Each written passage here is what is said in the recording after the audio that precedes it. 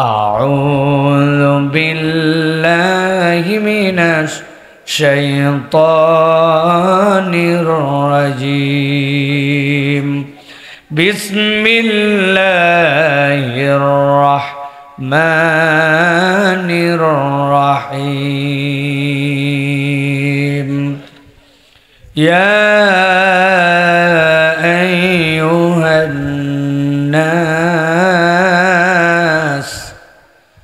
أيها الناس قد جاءتكم موعظة من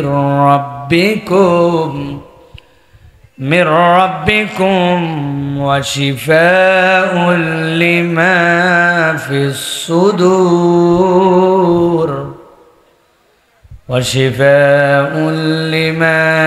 الصدور وهدى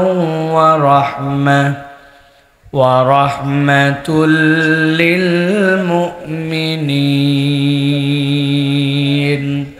وقال الله سبحانه وتعالى آمرا ومخبرا إن الله وملائكته يصلون على النبي يا أيها الذين آمنوا صلوا عليه وسلموا تسليما. اللهم صل على محمد وعلى آل محمد كما صليت على إبراهيم وعلى آل إبراهيم إنك حميد مجيد. اللهم بارك على محمد وعلى آل محمد كما باركت على إبراهيم وعلى آل إبراهيم إنك حميد مجيد. আলহামদুলিল্লাহ, আল্লাহ রাব্বুল আলামিনের শুকর গুজার হচ্ছি যে আল্লাহ রাব্বুল আলামিন আমাদেরকে বাংলাদেশের ঐতিহ্যবাহী জেলা আজকের এই চাঁপাইনবাবগঞ্জের দারুস সুন্নাহ ইসলামিয়া হাফিজিয়া এবং মহিলা এতিমখানার বাৎসরিক ওয়াজ মাহফিলে আসার বসার যোগ্যতা, তৌফিক, সুস্থতা, পরিবেশ পরিস্থিতি, মন মানসিকতা এই গভীর রাত পর্যন্ত আমাদেরকে ধৈর্য দিয়ে আল্লাহ রাব্বুল আলামিন বসার মতো ব্যবস্থা করলেন। এজন্য আমরা আল্লাহর কাছে কৃতজ্ঞ হচ্ছি। সকালে কালিমাতুশ শুকর আদায় করছি আনন্দ চিত্তে বুলন্দ আওয়াজে আল্লাহ রাব্বুল আলামিনকে খুশি করার জন্য পড়ছি আলহামদুলিল্লাহ। দরুদ এবং সালাম বর্ষিত হোক মানবতার মহান মুক্তির দূত আকায়ে নামদার তাজেদারে মদিনা আপনার আমার প্রিয় রসুল জনাবে মুহাম্মদুর রাসূলুল্লাহ সাল্লাল্লাহু আলাইহি ওয়াসাল্লামের প্রতি। আজকের এই মোবারক মাজলিসের সুযোগ্য সভাপতি জনাব আলহাজ রবিউল ইসলাম সাহেব, সহসভাপতিত্ব করছেন জনাব মুরাদ আলী সাহেব। আজকের প্রধান অতিথি চৌডালার বিশিষ্ট ব্যবসায়ী সমাজসেবক জনাব জাহিদুল ইসলাম শিরুল ভাই। অতিথি মধ্যে আছেন অনেকেই।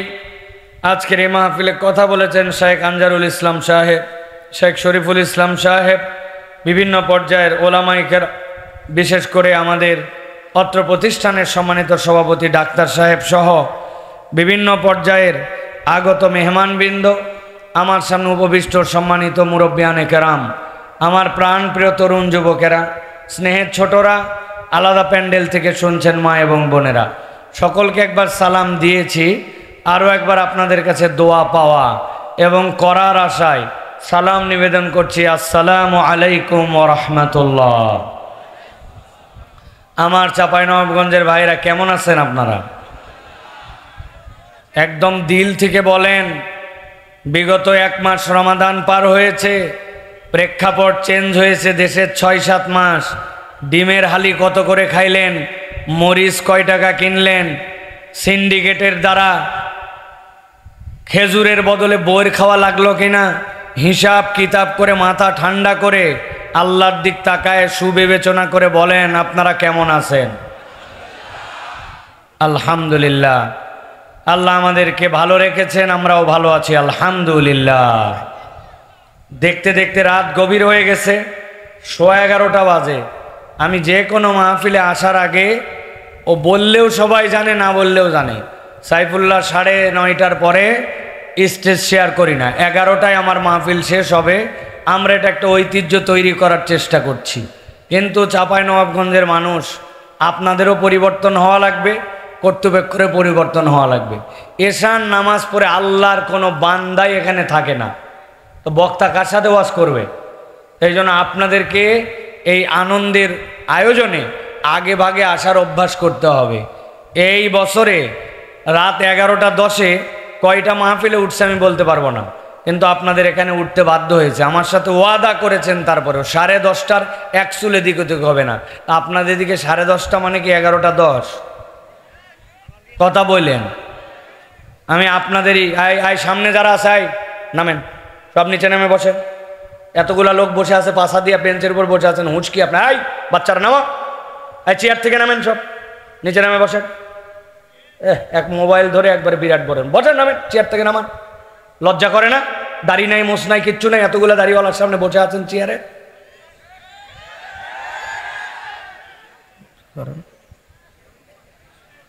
আপনারা যারা দাঁড়ায় আছেন ভিতরে আসেন, ভিতরে আছেন সবাই।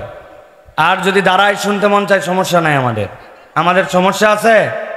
কোনো সমস্যা নাই। এই মিডিয়ার কর্মীদেরও দরকার আছে, একটু বলছি বলে আবার উড়াই দিয়েন না। এদের দ্বারা ওয়াজ প্রচার হয় জন্য তো আপনারা আমাদেরকে চিনছেন, ঠিক কিনা? ওদের যতটুকু সমস্যা ছিল ওইটুকু সারাইছে। এত জোরে ঠিক বলে আবার দূরের থেকে আইছে, এদেরকে অপমান করেন না। মানুষকে অপমান করা আমাদের টার্গেট নয়, মানুষকে ভালোবাসা দিয়ে আপন করে নেওয়া আমাদের টার্গেট, ঠিক কিনা? প্রিয় ভাইয়েরা, এত রাত হওয়ার পরেও বহুত লোক এখন পর্যন্ত বাহিরে ঘোরাফেরা করতেছে। অনেকের কাছে আমার বক্তব্য ক্লিয়ার, মাহফিল শোনা ফরজ না, ওয়াজিব না। মাহফিল শোনা আপনার জন্য, না শুনলে গুনাহ হবে এরকমও না। কিন্তু আপনি বাড়িতে বলে আসছেন, আম্মা ওয়াজে যাচ্ছি, আব্বা মাহফিলে যাচ্ছি, আসার পরে 4-5 বন্ধু মিলে আইলির দিকে মাঠের মধ্যে নেমে যে বিড়ি টানতেছে। এখন পর্যন্ত ওই পাঁপড়ের দোকানে, এখন পর্যন্ত চটপটির দোকানে চটপটি খাচ্ছে। চাঁপাইনবাবগঞ্জের লোককে অপমান করেন না, এখানকার লোক যথেষ্ট সমৃদ্ধ। এরা কেইসা বেয়াক্কল, জীবনে কোনোদিন এরা পাঁপড় দেখে নাই, চটপটি দেখে নাই, 12 ভাজা দেখে নাই। ওরা এখন পর্যন্ত এই খাওয়া শেষ করে নাই, মাহফিলে আসতে পারে নাই। আমি দায়িত্বহীন কণ্ঠে বলতে চাই, মাহফিলের নাম দিয়ে যদি বাহিরে আসেন, তাহলে আপনাকে মাহফিলে আসতে হবে, অথবা আপনাকে ঘরে ফেরত যেতে হবে। আপনি মাহফিলের নাম দিয়েছে বাইরে ঘোরাফেরা করবেন না, ঠিক কিনা? ফাজলামির একটা সীমা থাকতে হবে। রাস্তাঘাটে আপনারা আড্ডা বহুত মারছেন, হয় বাড়ি চলে যাবেন, না হয় মাহফিলে আসবেন, কিন্তু ধোঁকাবাজি করা যাবে না। কথা বলেন, আপনারা কি আমার সাথে একমত? আপনারা কি একমত? আপনারা গেছেন বিয়ে খাতে 2 বাস, কয়বার? 2 বাস যাওয়ার পরে চমৎকার করে খাইতে বসাইছে, লোকজন মেয়ে পক্ষের খুঁজতেছে, বর কই? বলছে বরের আজকে জ্বর আসেনি। এখন বরের জ্বর আসেনি যদি বলে, এই 2 বাস লোককে কে কিলাবে না ভাই? ব্যাককল কোথাকার, বর আসে না, তোমরা কি করতে আইছো? কই আমরা খাইয়ে তুই পরে বিয়া হবে। মানবে? কথা নাই, বার্তা নেই, বর নাই। আমি বুঝাতে চাই, এই মাহফিলের জন্যই চটপটিওয়ালা আসছে, এই মাহফিলের জন্যই ওই দোকান আসছে, এই মাহফিলের জন্যই আপনার বাড়িতে আত্মীয় আসছে। এই মাহফিল বর, আপনি সব করলেন কিন্তু মাহফিলে আসলেন না, আপনি কপাল পোড়া, আপনি মাহফিলকে মূল্যায়ন করতে পারেন নাই। আল্লাহ চাইলে আপনার এর জন্য পানিশমেন্ট হওয়া লাগবে, ঠিক কিনা? প্রিয় ভাইয়েরা, আমি অল্প সময় আপনাদের কাছে কিছু কথা বলতে চাই, এই জন্য আগেই বলে দিতে চাই, দয়া করে সবাই যারা যারা এতক্ষণ পর্যন্ত ঘুরছেন, খুব ভালো কথা, এখন আল্লাহর ওয়াস্তে মাহফিলে আসেন, সংক্ষিপ্ত কিছু কথা আমরা শুনবো ইনশাআল্লাহ। আজকে তারিখ কত ভাই? ভালো করে বলেন, যারা বলেন নাই আরেকবার বলেন। এখন বাজে কত? 11:15। আর এই দিন শেষে কতক্ষণ আছে? 45 মিনিট নয়, 44 মিনিট। 12টা বাজলে 10 তারিখ। আমি 44 মিনিট কথা বলে শেষ করে দিব। যেই দিনের দাওয়াত ওই দিনে শেষ। আমি 9:30, আমি আসছি মাগরিবের নামাজের পরে, 9:30টায় উঠতে চাইছি, বলছে 2.5 ঘন্টা ওয়াজ করব, আমার একটু বেশি সময় লাগে, আপনারা আমারে দেন নাই, আমার কোনো সমস্যা নেই। আমি 44 মিনিট কথা বলবো, দিনের ওয়াজ দিনে শেষ করে চলে যাব ইনশাআল্লাহ। আপনারা মেহেরবানি করে এই কয়টা মুহূর্ত কথাগুলো গুরুত্বের সাথে শোনার চেষ্টা করেন। আল্লাহ রাব্বুল আমিন আমাদেরকে তৌফিক দান করেন। আমি আপনাদের কাছে জিজ্ঞাসা করতে চাই, বলেন তো ভাই, এই মাহফিলে আসলে লাভ আছে না নাই? জোরে বলতে হবে, লাভ আছে না নাই? যে লাভ আছে বললেন, এইটা কি বুঝে না না বুঝে? একজনকে জিজ্ঞাসা করব এখন, যে কোনো একজনকে ধরবো, আপনি বলছেন মাহফিলে আসলে লাভ আছে, আবার বলছেন বুঝে। কি বুঝছেন আপনি? আপনাকে ধরা হবে, 3টা কারণ বলা লাগবে। ওই 2-3 জন মাথা হালাই ফেলছে, আর বলবে হুজুর আমি কিন্তু বলি নাই। তার মানে আমাদের ধর্মীয় জ্ঞানগুলো আপসা আপসা, পণ্ডিতি করে মাহফিলে আসে না, ভাব মারে ঘুরে বেড়াই। পরে যদি ঠাইসে ধরে নেই, গোসলের ফরজ কয়টা বল, হয়তো পিকআপের ঠালায় বলে দিছে 3টা, এরপরে ঠাইসে ধরছেন 3টা যে বলছিস কি কি বল, চিন্তা করছে যে শুট আর যে বুট আর যে জিন্সের গেঞ্জি আর যে চুলের কাট, এখন তো ইজ্জত থাকে না, একটা তো কিছু বলাই দরকার। বলছে জানাই আছে 3টা, বলছে জানা তো আছে, কি জানা আছে বল? বলতেছে লুঙ্গি, বদনা, গামছা। এরকম প্লেয়ার আছে কিনা ভাই? আবার যারা হাসলো খুব জোরে জোরে, এর মধ্যে এরকম লোকও আছে, উনি 40 বছর 50 বছর নামাজ পড়ে, সানার অর্থ বলতে পারে না, দোয়াই কুনুত জানে না, দোয়াই কুনুতের জায়গায় সুবহানাল্লাহ সুবহানাল্লাহ বলে পার করে। আছে কিনা ভাই? জানাজার নামাজে খুব জায়গায় দাঁড়ায়, কিন্তু জানাজার নামাজের দোয়াও জানে না, দোয়া করেও না, ওই জায়গায় চুপ করে থাকে আর মিশাই মুখ নড়ায়, মানুষ মনে করছে ফাটায় ফেলতেছে। এরকম প্লেয়ার আছে কিনা? একটু কথা বলেন আপনারা, আছে কিনা? কিন্তু এই মানুষের কাছে দিনের কোনো গুরুত্ব নাই। ওই লোককেই জিজ্ঞাসা করবেন, বাবা আইপিএল এর দল কয়টা? লাভ দে উঠ। বাংলাদেশের সবচেয়ে বেস্ট প্লেয়ারের নাম কি? লাভ দে উঠবে। বলবেন সবচেয়ে পৃথিবীর সেরা 11টা প্লেয়ার মিলা তুই একটা ক্রিকেট দল বানা, সাথে সাথে বলবো জাক নেন নাক নেন, আপনারা সবাক বাদ দিতে পারেন, কিন্তু তামিম ইকবালেক বাদ দেওয়া যাবে না। এরকম প্লেয়ার আছে কিনা ভাই? দুনিয়া জানে, কিন্তু ইসলামের ব্যাপারে বেখবর। প্রিয় ভাইরা, আমি কাউকে আন্ডার এস্টিমেট করছি না, আমি বুঝানোর জন্য বলছি। তাহলে মাহফিলে আসলে লাভ আছে না নাই? কম না বেশি? কিন্তু বুঝে না না বুঝে? না বুঝে অনেকাংশেই জানি না। চলেন আমরা আগে বেসিকটা ঠিক করে নেই। আল্লাহ রাব্বুল আমিন বলছেন, দুনিয়ার মানুষ ভালো করে বোঝো, কোন মানুষ যদি কোরআনের কাছে আসে, ওই মানুষের যদি কোনো ফায়দা নাও হয়, আল্লাহ বলছেন কোরআনের দ্বারা একটা মানুষের কমসে কম তার জীবনে 4টা উপকার হয়। কয়টা? আল্লাহ রাব্বুল আমিন কোরআনে বলছেন, ইয়া আইয়ুহান নাস قد جاءتكم موعظة من ربكم وشفاء لما في الصدور। আল্লাহ রাব্বুল আমিন বলছেন, দুনিয়ার মানুষ আমি তোমাদেরকে ডাক দিয়ে বলতে চাই, দুনিয়ার কোন মুসলমানকে আল্লাহ ডাক দেন নাই, মুমিনকে ডাক দেন নাই।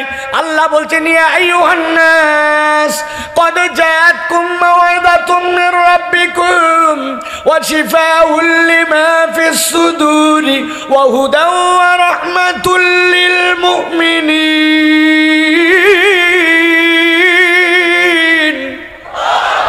আল্লাহ বলছেন, ও দুনিয়ার মানুষ, 1 নম্বর তোমার জন্য উপকার, আল্লাহর পক্ষ থেকেই কোরআন হচ্ছে তোমার জন্য উপদেশ, আল্লাহর পক্ষ থেকেই কোরআন হচ্ছে আল্লাহর পক্ষ থেকে ওয়াজ। আমি আমার ভাষায় বোঝানোর জন্য বলি, এই কোরআন হচ্ছে আপনার আমার জন্য আল্লাহর পক্ষ থেকে প্রেসক্রিপশন। আল্লাহ রাব্বুল আমিন জগতের মানুষকে কোরআনকে প্রেসক্রিপশন করে দিয়েছেন।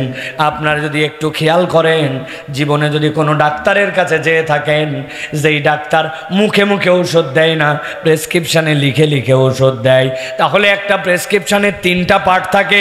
গভীর মনোযোগে খেয়াল করেন, বাম পাশে হয়তো একটা ভাঁজ থাকে অথবা একটা দাগ থাকে, উপর দিকে একটা ভাঁজ থাকে অথবা দাগ থাকে, উপর দিকের এই অংশে ডাক্তারের নাম বাংলা ইংরেজিতে লেখা থাকে, তারপরে এই জায়গায় লেখা থাকে রুগীর নাম, রুগীর বয়স, রুগী পুরুষ না মহিলা, তারপরে RX লেখা থাকে, ওইখান থেকে ডাক্তার প্রেসক্রিপশন করে।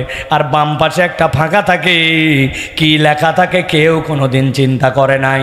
কি লেখা থাকে খেয়াল করেন। আপনি ডাক্তার দেখাতে গেছেন, আপনার মাথার ব্যথা নিয়ে গভীর মনোযোগে বোঝার চেষ্টা করেন। ডাক্তার জিজ্ঞাসা করছে মাথা ব্যথাটা ঠিক কোন সময় করে, খালি পেটে না ভরা পেটে? মাথা ব্যথা করলে সামনের থেকে পিছন দিকে যায় নাকি পিছন থেকে সামনের দিকে আছে? মাথা যখন ব্যথা করে তখন কি আপনার চোখে দেখতে সমস্যা হয়? মাথা ব্যথাকে গরমের দিনে একরকম, শীতের দিনে একরকম হয় কিনা? ডাক্তার আপনার মাথা ব্যথার কথা শুনেছে, আর বাম পাশে চিকন যে জায়গা, ওই জায়গায় ছোট্ট ছোট্ট করে কি যেন লিখে রেখেছে। আপনি জিজ্ঞাসা করেন নাই, আপনি বুঝতেও চান নাই, কিন্তু বাম পাশের ওই জায়গায় লেখা আছে। যদি কেউ প্রশিক্ষিত ডাক্তার হয় তাহলে ডাক্তার এখানে কি লিখেছে জানেন? ডাক্তার আপনাকে জিজ্ঞাসা করে, আপনার পরীক্ষা দেখে, ইনভেস্টিগেশন দেখে আপনার যে রোগটা সে বুঝতে পেরেছে, তার মেডিকেল সায়েন্সে যে রোগ ধরা পড়ছে ওই রোগটার সংক্ষেপে সংক্ষেপে এই জায়গায় লেখে লেখে নোট করে রেখে দিয়েছে। এরপরে আপনাকে ঔষধ দিবে। ভালো করে যদি খেয়াল করেন, একটু মিলায় নেন, আপনার ঔষধের ক্ষেত্রে ডাক্তার 4টা জিনিস উল্লেখ করেছে। ঔষধের নাম লিখেছে, ঔষধের পাওয়ার দিয়েছে, কত পাওয়ারের ঔষধ খাবেন, ঔষধটা সকালে খাবেন না রাত্রে খাবেন, এইটা যেরকম উল্লেখ করেছে, সাথে সাথে ঔষধটা কতদিন চলবে এইটা আপনার জন্য লিখে আপনাকে একটা প্রেসক্রিপশন দেয়। ঠিক কিনা? কথা বুঝে থাকলে বলেন ঠিক কিনা? আমার আল্লাহ রাব্বুল আলামিন বলছেন, قد جاءتكم موعظة من ربكم وشفاء لما في الصدور। এই দুনিয়ার মানুষ, আমি আল্লাহ রাব্বুল আলামিন তোমার জন্য কোরআনকে প্রেসক্রিপশন বানালাম। বান্দা, তোমার চলতে কি লাগবে, বলতে কি লাগবে, তোমার অর্থনীতি কেমন হবে, তোমার সমাজনীতি কেমন হবে, মানুষের সাথে বিহেভিয়ার কেমন হবে, তোমার যদি সমস্যা হয় ওই সমস্যাগুলোর সমাধান কেমন করে করবে। কিয়ামত পর্যন্ত আর কোনো কিতাব আসবে না, আর কোনো পয়গম্বর আসবে না, কিন্তু আমি কোরআনকে মাওয়েজা করে কিয়ামত পর্যন্ত মানুষের জন্য আমি প্রেসক্রিপশন বানায়া দিলাম। চাঁপাইনবাবগঞ্জের এক লোক এই ওয়াজ শুনে আমার কাছে আসছে, হুজুর কোরআন নাকি বিরাট বড় প্রেসক্রিপশন। আমার গলার এই জায়গায় একটা দাউদ হয়েছে, বহুদিন দাউদ ভালো হয় না, আর কোমরের পিঠে এই জায়গায় একটু ব্যথা, মেহেরবানি করে এই 2টার ওষুধ একটু বাইর করে দেন। এই লোক যদি আমার কাছে আসে, ঝামেলা আছে কি নাই ভাই? আমি কোত্থেকে দাউদের ওষুধ বার করব, কোত্থেকে আমি মাজা ব্যথার ওষুধ বার করব? তাহলে আপনি যে বললেন কোরআন কিয়ামত পর্যন্ত মানুষের জন্য প্রেসক্রিপশন, 2 কথা 2 রকম হলো, মেলানোর দরকার আছে কিনা? আপনারা কি কথা বুঝতেছেন? আপনারা কিন্তু চেয়ারম্যান সাহেব, সবাই মাটিতে বসা, আপনারা চেয়ারে বসা। যাওয়ার আগ দিয়ে নামগুলা লিস্ট করে নেবেন, গণহারে 2000 টাকা করে ধরবেন যারা চেয়ারে বসছে। ঠিক আছে না? আল্লাহ ওনাদেরকে ইজ্জত দিছে, অথবা ইজ্জতওয়ালা লোকের ইজ্জত রাখা লাগবে। মিনিমাম 2000, কেউ জানি নামে না যেতে পারে, সবগুলা মুখ চিনে রাখেন। যেগুলা পিচ্ছি বসে আছো, আব্বা আম্মার থেকে ধরে নিয়ে আসবো কিন্তু টাকা, মনে রাখো। যাই হোক, মূল প্রসঙ্গে আসি। তাহলে কোরআনুল কারীম আপনার আমার জন্য চিকিৎসা বললাম, কিন্তু কোথায় আমার মাজা ব্যথার চিকিৎসা, কোথায় আমার চোখের চিকিৎসা? কোরআন থেকে গবেষণা করলে এটাও পাওয়া যেতে পারে, কিন্তু আল্লাহ বলছেন কোরআন তোমাদের জন্য প্রেসক্রিপশন। তবে সব জায়গায় কোরআন ট্রিটমেন্ট করবে না। কোরআনের ট্রিটমেন্টের একটা মৌলিক জায়গা আছে, যেই জায়গায় ট্রিটমেন্ট করলে একটা মানুষ আদর্শ মানুষ হয়ে যেতে পারে। কোন জায়গা সেটা? আল্লাহ রাব্বুল আলামিন বলছেন, ওয়া শিফাউল লিমা ফিস সুদূর। নবী আমার বলছেন, ইজা সলুহাত সলুহাল জাসাদু কুল্লু ওয়া ইজা ফাসাদাত ফাসাদাল জাসাদু কুল্লু আলা ওয়া হিয়াল কল। ও দুনিয়ার মানুষ, তুমি দেখতে কত সুন্দর, কত টাকাওয়ালা, দুনিয়ায় তোমার পজিশন কি, তোমার গায়ের রং কেমন, তোমার দুনিয়াতে স্ট্যাটাস কেমন, এইগুলো একটাও আল্লাহর কাছে কোনো ক্ষেত্রে মূল্যায়নের কারণ নাই। আল্লাহর কাছে মূল্যায়ন, ইন্না আকরামাকুম ইনদাল্লাহি আতকাকুম। তুমি আল্লাহকে কতটুকু ভয় করো, তোমার অন্তরটা কতটুকু আল্লাহমুখী হয়ে তৈরি হয়েছে। আল্লাহ নবী বলছেন, তোমার অন্তর ঠিক, তোমার সব ঠিক, তোমার অন্তর ঠিক নাই, তোমার কিছু ঠিক নাই। অতএব কোরআন যেটা ঠিক করে, এমনভাবে মানুষের অন্তর ঠিক করে সে যেন জান্নাতের সার্টিফিকেট পায়। এই জন্য কোরআন বলতেছে, কোরআন ছাড়া অন্তর ঠিক হয় না, আর অন্তর ঠিক না হলে বাহ্যিক কোনো কাজ দিয়া জান্নাতে যাওয়া যায় না। ঠিক না? বাংলাদেশে অনেক প্লেয়ার ছিল, রাত্রেবেলা 70 রাকাত তাহাজ্জুদ ফাটাতো, ফজরের নামাজের পরে যাই নামাজ খুঁজতো, তবলিগের ময়দানে সকলের আগে আখেরি মোনাজাতে বসে থাকতো, ভোটের শুরুতেই শাহজালালের মাজারে যেয়ে আগেই দোয়া করে শিরিক করত। ছিল কিনা? ওই বেটিও তো মুসলমান নামদারি, কিন্তু ওই ইমান কি কাজ দিবে? এই জন্য আপনাকে আগে বুঝতে হবে, আপনাকে জান্নাতে যাওয়ার উপযুক্ত হলে কেউ সার্টিফিকেট দিতে পারে না, একমাত্র সার্টিফিকেট আপনাকে দিতে পারে কোরআন। আপনি কত লম্বা এইটা আপনার কি ভাই জান্নাতে যাওয়ার জন্য কাজ দিবে? বাটু আপনি কাজ দিবে? আপনার চামড়ার রং ধবধবা সাদা কাজ দিবে? আপনি কালির মতো কালো, আপনার কি এইটা জান্নাতে যাওয়ার ক্ষেত্রে বাধা হবে? জীবনে বহুত লম্বা মানুষ দেখছি আমি, বহু জায়গায় গল্প করি, কিন্তু একটা মানুষ দেখছি জীবনে লম্বা কাকে বলে। একবার হজে গেছি, হজে যাওয়ার পরে আমি তওয়াফ করতেছি, তা আমার আব্বা আমাকে অনেক আগে 2004 সালে প্রথম হজে যখন গেছি তখন আমাকে নসিহত করছে, হজের ময়দানে ব্যাপক ভিড় হয়, এক মানুষ আরেক মানুষের সাথে ঘুতা লেগে যায়, পায়ের সাথে পায়ের টক্কর লেগে যায়, খবরদার ঘুতা লাগলে পিছন দিকে তাকাবা না। কেউ ইচ্ছা করে লাগায় না, কিন্তু তুমি পিছনে তাকানো মানে জবাবদিহিতা তলব করা। ওই লোক তখন মনের মধ্যে কষ্ট পাবে, অনিচ্ছায় লাগাইছে, কিন্তু তার দিকে আমি তাকালাম। আমি ওই ওয়াজ ফলো করে জীবনে যত হজ করছি কখনো পিছনে ডানে বামে তাকাই না, যতই গুতাগুতি লাগুক। কিন্তু ওইবারে যাওয়ার পরে দেখি এক লোক খালি আমার গালের মধ্যে গুতা লাগায়। সমস্যাটা হচ্ছে বাঙালি সব জায়গার ঘুতা সহ্য করতে পারে, দুই জায়গার ঘুতা সহ্য করতে পারে না। একটা হচ্ছে কেউ যদি গালে মারে তাহলে মুসিবত আছে, আর 2 নম্বর যদি গেডি ধরে তাহলে আর সহ্য করা যায় না, বলে তুই মারবি মার, আমার পাছায় মার, ঘাত ধরলি কেন? কথা ঠিক কিনা? সব জায়গার আঘাত সহ্য হতে পারে, গালের আঘাত কিন্তু সেন্সিটিভ। এখন আমি তো আপ করতেছি, ওই লোক খালি আমারে ঘুতায়। অনেকক্ষণ পরে চিন্তা করছি কিছু বলবো না, কিন্তু যেই লোক আমাকে এত ঘুতায় ওই লোকের অন্তত চেহারাটা দেখি। ডান দিকে ঘুরে তাকাইছি, তাকায় দেখি লোক নাই, কিন্তু আমাকে ঘুতায়। খানিকক্ষণ পরে খেয়াল করে দেখি লোক আছে, কিন্তু যেই লোক আমাকে ঘুতায় আমি তাকানোর পর ওর পেট দেখতে পাই, মুখ দেখতে পাই না। মাথা উঁচু করে দেখি আমার থেকে 2.5 হাত উঁচু।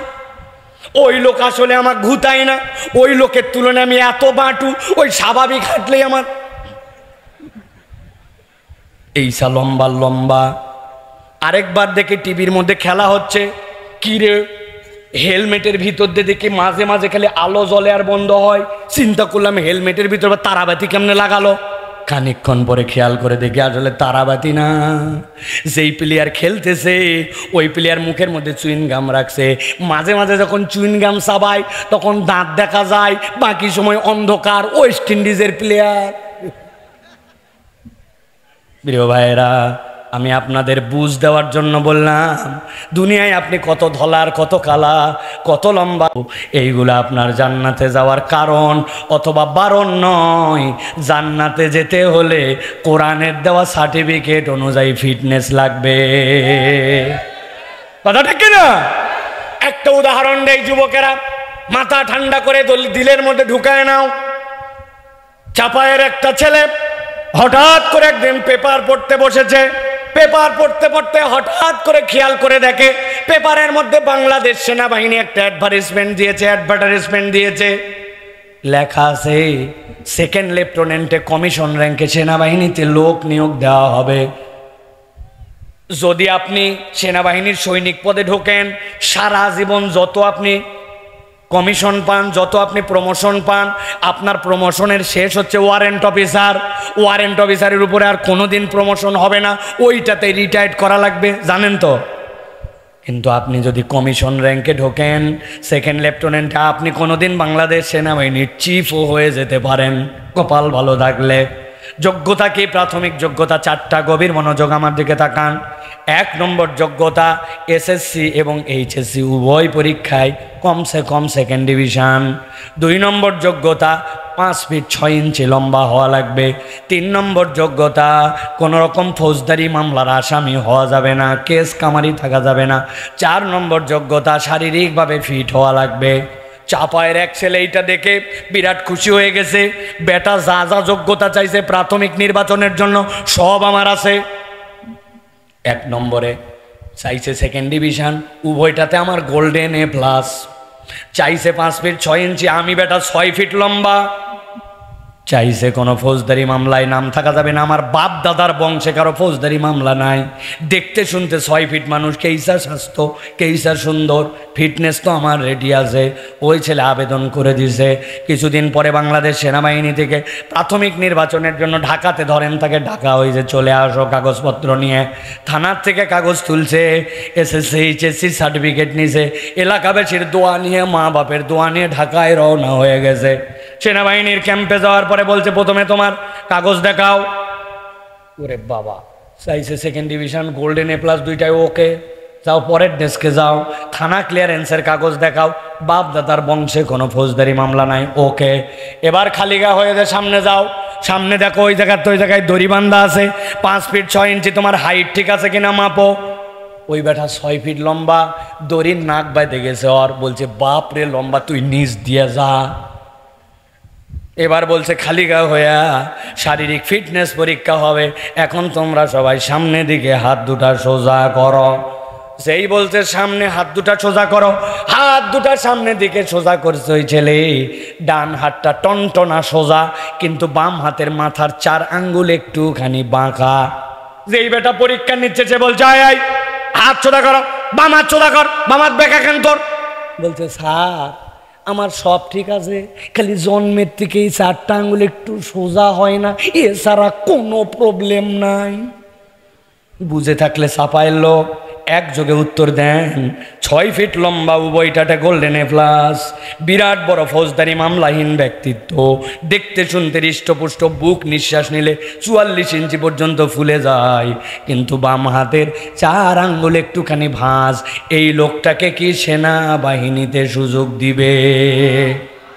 যারা বললেন না তারা বোধহয় বোঝেন নাই, সুযোগ দেবে। আমার আল্লাহ রাব্বুল আলামিন বলছেন, ইয়া আইয়ুহান নাস ক্বাদ জাআতকুম মাউইযাতুম মির রাব্বিকুম ওয়া শিফাউল লিমা ফিস সুদুরি ওয়া হুদাও ওয়া রাহমাতুল লিল মুমিনিন।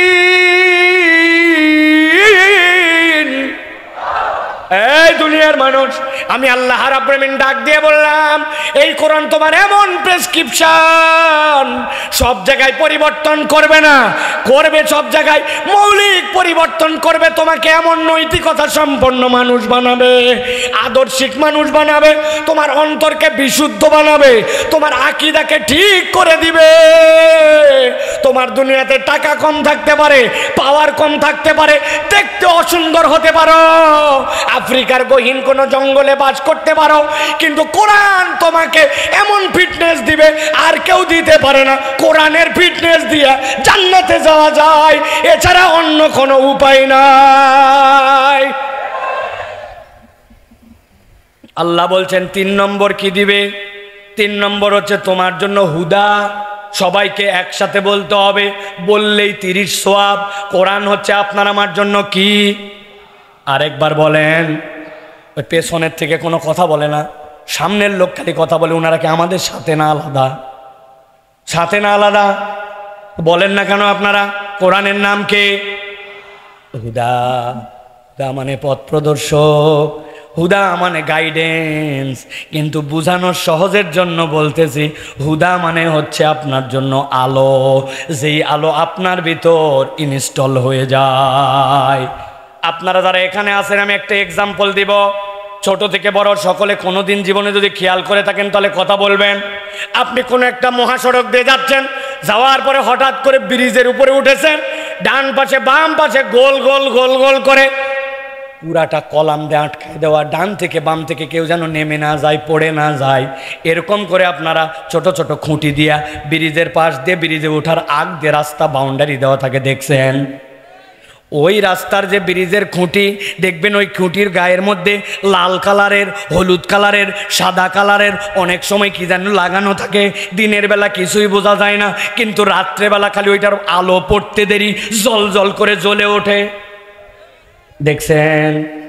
রাস্তার কোণার মধ্যে চিহ্ন দেওয়া আছে, এই রাস্তার ডান থেকে বামের দিকে গেছে, এইরকম করে তীর চিহ্ন দেওয়া আছে।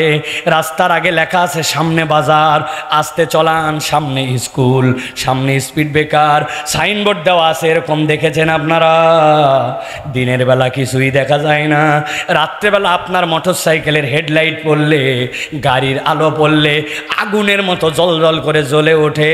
এইটা কি কখনো খেয়াল করেছে? ভালো করে মাথার মধ্যে ঢুকায় নেন আর বোঝার চেষ্টা করেন, ওই যেটা আপনার জল করে জ্বলে উঠলো, ওর ভিতরে কি আলো আছে? ওইটা রিফ্লেক্টর স্টিকার, আপনার আলো পড়লে ওইটা জ্বলে উঠবে। আল্লাহ বলছেন কোরআন হচ্ছে তোমার জন্য হুদা।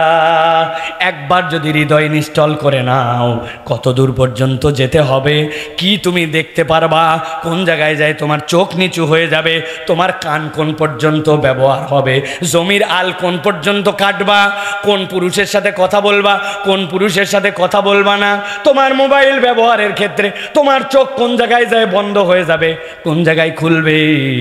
তুমি যদি কোরআনকে হুদা হিসেবে নিয়ে নাও, ও জল করে তোমাকে গাইড করবে। আল্লাহ বলছেন কোরআন হচ্ছে তোমার জীবনে এই রকম আলো। সুবহানাল্লাহ। 4 নম্বরে কোরআন হচ্ছে রাহমাতুল লিল মুমিনিন। আল্লাহ বলছেন এটা হচ্ছে ইমানদারদের জন্য রহমত, ইমানদারদের জন্য দয়া। এই কোরআন দুনিয়ায় মুসলমানদের জন্য রহমত, কবরে রহমত, হাসরে রহমত। আমার নবী বলছেন কোরআন কিয়ামতের দিনে আল্লাহর পক্ষ থেকে অর্ডার পেয়ে যাবে, ওয়াল কোরআন ইয়াশফান, মানুষের জন্য সুপারিশ করবে, আল্লাহর সাথে ঝগড়া লাগায় দিবে। আল্লাহ এই কোরআনওয়ালারা রাত জেগে জেগে তেলাওয়াত করেছিল, নামাজে পড়েছিল, আমাকে মহাব্বত করেছিল, আমার আইন যেন জমিনে বাস্তবায়ন হয়, তার পক্ষে ওই বান্দা সরব ছিল, সংগ্রামী ছিল। আজকের দিনে বিপদে পড়ছে, গুনাহ বেশি, আমি তাকে জাহান্নামে যেতে দিব না। কোরআন আল্লাহর সাথে ঝগড়া করে আল্লাহর দেওয়া পাওয়ার নিয়ে শাফাত করে ওই মুসলমানদেরকে জান্নাতে নিবে। তাহলে এই কোরআন আপনার জন্য রহমত, আমার জন্য রহমত। এই কোরআন হচ্ছে আলো, এই কোরআন হচ্ছে জান্নাতে যাওয়ার ফিটনেস সার্টিফিকেট, আর এই কোরআন হচ্ছে কিয়ামত পর্যন্ত মানুষের জন্য আল্লাহর পক্ষ থেকে প্রেসক্রিপশন। এবার একসাথে উত্তর দিবেন, এই কোরআন শুনলে লাভ আছে না নাই? কম না বেশি? বুঝে না না বুঝে? কিছুটা হলেও আমরা এখন বুঝতে পেরেছি যে এই কোরআন আমাদের জীবনে দরকার, ঠিক না? অতএব প্রিয় ভাইরা, আমরা যদি এই বুঝটা আমাদের মাথার মধ্যে নেই আর কোরআনুল কারীম যদি আমরা শুনি, তাহলে এই কোরআন আমাদেরকে বেনিফিট দিবে, ঠিক কিনা? যারা আমার কথা এই মাঠে সরাসরি প্রথম শুনছেন, তারা অনেকেই ভাবতেছেন আলহামদুলিল্লাহ সাইফুল্লাহ ভাই তো ওয়াজ শুরু করে দিছে, তাই না ভাই? আমি আমার ভাষায় বলি, আমি কিন্তু এখনো ওয়াজ শুরু করি নাই। এতক্ষণ তাহলে হলো কি জিজ্ঞাসা আছে না? আমি আমার ভাষায় বলি, এতক্ষণ একটু আল বানলাম। আল বান্দা বোঝেন? আপনারা যে আম গাছের নিচে থালা বাঁধেন, আমাদের এলাকায় থালা বলে, আপনারা কি বলেন? হ্যাঁ, আচ্ছা, মানে পানি যেন চলে না যায় এই জন্য সুন্দর করে আপনারা বেঁধে দেন, তাই না ভাই? এখন কোন জমিতে যদি আইল না থাকে, পানি থাকবে ভাই? অনেক টাউট আছে দেখবেন, একজন জমি সেচ দিছে, ও বুদ্ধি করে আইলের নিচ দিয়ে কোদাল মারে আবার আইল জায়গা মতো রাখছে। এখন ইনার পানির প্রেসারে ওই জায়গা গেছে ভাঙ্গে। ওই লোক তো মনে করছে আমার জমি পানি ফুল, আইসে দেখে পানি নাই, ওক ধরেছে, এই আইল কাটছিস কেন? বললেই হবে নাকি, ধসে গেছে। আসলে কিন্তু কোদাল মারে জায়গা মতো ও হালকা করে রাখছে। এরকম কিছু টাউট লোক থাকে এলাকায়, আছে না ভাই? প্রিয় ভাইয়েরা, এখন আমার বক্তব্য হচ্ছে, আল যদি না থাকে, জমির পানি যদি না থাকে, তো আপনার আমার ওয়াজের আল যদি না থাকে, তো এই ওয়াজ আপনাকে আমাকে বেনিফিট দিবে কিভাবে? আমাদের অধিকাংশের জিজ্ঞাসা, এত মাহফিল, এত ওয়াজ, যাই কই হুজুর, কোনো পরিবর্তন নাই, হাজারে হাজার বক্তা, লাখে লাখে শ্রোতা, কিন্তু আমাদের চেঞ্জ নাই, বলে কিনা? আমি বলি আল না থাকলে চেঞ্জ হবে না। এই জন্য আপনাদের কেন ওয়াজ শুনতে আসছেন, এই বোধের জায়গা জাগ্রত করার জন্য আমি একটু আল দিলাম। এখন যদি বলেন হুজুর একটু ওয়াজ করেন, তাহলে ওই আইলের ভিতরে আমরা একটুখানি চাষাবাদ করতে চাই। আছেন আপনারা ভাই? শুনতে রাজি আছেন আপনারা? সবাই রাজি আছেন আপনারা? তবে সবার রাজি থাকার দরকার নাই, কেননা আজকে সবার জন্য ওয়াজ হবে না। যাদের বয়স 40-এর উপরে আপনাদের জন্য গণছুটি ঘোষণা করা হলো, আপনারা বাড়ির যান মুরব্বীরা, আপনাদের ওয়াজ আজকে হবে না। আজকে ওয়াজ হবে শুধুমাত্র ইয়াংদের জন্য ইনশাআল্লাহ। তবে মুরব্বীরা বাড়িতে যায় লাভ নাই, কেননা সব আমার চাচি আম্মারা ভাবিরা সব চলে আসছে, বাড়ির চাবি উনাদের কাছে, আপনাকে যায় খলায় বসে থাকা লাগবে, ঠিক না ভাই? তার থেকে ভালো এখানে বসে থাকাই ভালো। তাহলে আপনারা কিছু কথা শুনতে রাজি আছেন ইনশাআল্লাহ? সবাই কারা কারা রাজি আছেন দুই হাত উঁচু করেন। তকবীর দেওয়া লাগবে না, থামেন থামেন, তকবীর দেওয়া লাগবে না, তকবীর দেওয়া লাগবে না, হাত নামান, হাত নামান। আগে আপনারা সিদ্ধান্তে আসেন আমার সাথে যে আপনাদের হাতের মোবাইলে যদি ডিস্টার্ব না থাকে, গিরিজে যদি প্রবলেম না থাকে, আর হাত তোলার মানে যদি সোজা করে হয়, হাত তোলার মানে এরকম এরকম এরকম যদি না হয়, হাত সোজা করা মানে যদি এরকম হয়, তাহলে একসাথে সকলে এই সোজা করে হাত তুলবেন, আর হাত তোলার পরে ডানে বামে তাকায় দেখবেন কারা কারা হাতটা তুলতে পারে নাই। রাজি আছেন সবাই? সবাই রাজি? প্রবলেম যদি থাকে ভিন্ন কথা ভাই। অনেক সব দরজায় খুলতে লাগলে যে শব্দ হয় না এরকম না, কিছু দরজা আছে দেখবেন খুলতে লাগলে খুব শব্দ হয়। মোবাইল নাই, কে কে দরজা লাগালে এলাকার লোক সবাই জানতে পারে, আছে না? এখন আপনার যদি মোবাইল না থাকে তা আপনি তো সোজা করতে পারবেন না, গিরিজ দেননি, মোবাইল দেন। আর আল্লাহ যদি মোবাইল গিরিজ দিয়ে রাখে আর আপনি যদি হাত সোজা না করেন তো খবর আছে। টান টান করে দুটো হাত সোজা করেন। সবাই করছেন? শক্ত করছেন? মাজা টান হইছে, মাজা টান হইছে। এবার একটু পিছন দিকে দেন, পিছনে জোরে জোরে, এবার একটু সামনে দেন, মাশাআল্লাহ। এবার একটু সোজা করেন, এবার একটু ডানে দেন, এবার একটু বামে দেন। এবার একটু রিল্যাক্স করে বসেন, হাত দুটা সোজা করেন, হাত সোজা করেন, রিল্যাক্স করে বসেন, একটু নড়ে চড়ে বসেন। এবার ডানে বামে তাকায় দেখেন কারা কারা উঠাতে পারে নাই, চেহারাগুলো দেখেন, ডানে বামে তাকান, উঠাইছে সবাই। এবার হাত সোজা করেন, সোজা সোজা। এবার গলাটা একটু পরিষ্কার দেন, সামনে না ওই পেছন থেকে পরিষ্কার দিবেন, সামনে চুপচাপ থাকেন। 5টা খুঁটির পরে যারা আছেন তারা একটু গলাটা পরিষ্কার দেন। হ্যাঁ মাশাআল্লাহ, হাত সোজা করেন, এবার সোজা করেন, সোজা করছেন। এবার একটু নড়াচড়া দেন জোরে জোরে, জোরে জোরে, মাশাআল্লাহ মাশাআল্লাহ, নড়াইছেন সবাই। এবার হাত সোজা করেন এক ধাক্কায় দিয়েছেন। এবার এবার বুক বরাবর নেন, এই বরাবর, হ্যাঁ। বাকি ওয়াজ এইভাবে হবে। রেডি সবাই? এবার আকাশ বাতাস মুখরিত করে আমরা একটা তাকবীর দেব ইনশাল্লাহ। পারবেন ইনশাল্লাহ? যারা 1000 বলার পরেও জোরে তাকবীর দিতে পারবেন না তারা বলেন আল্লাহুম্মা আমিন। আহা, ভুল করে বলছেন না ভাই?